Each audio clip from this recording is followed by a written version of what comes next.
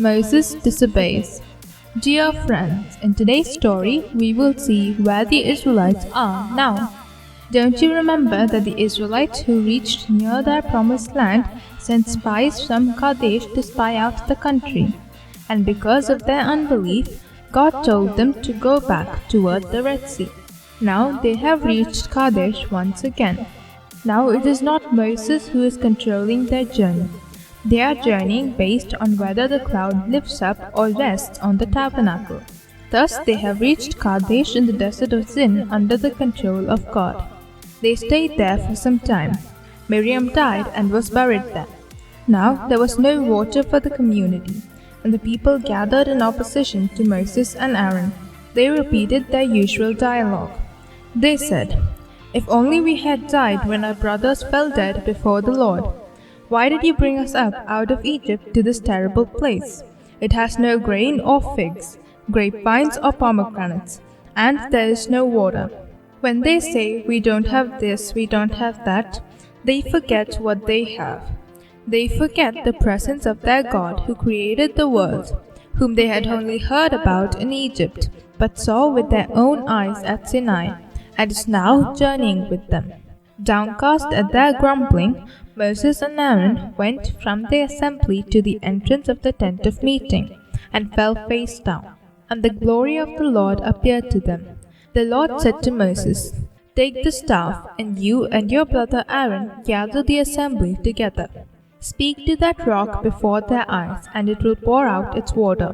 So Moses took the staff, and he and Aaron gathered the assembly together in front of the rock. Then Moses raised his arm and struck the rock twice with his staff.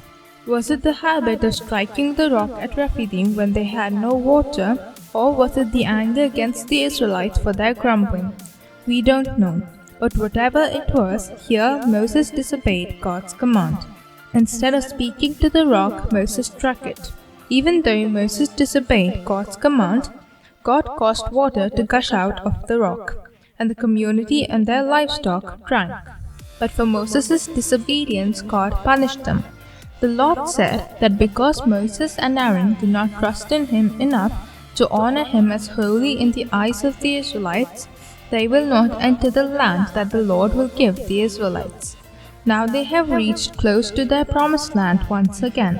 So Moses sent messengers to the king of Edom. Do you know who Edom is? Don't you remember Jacob and Esau? Another name for Esau is Edom.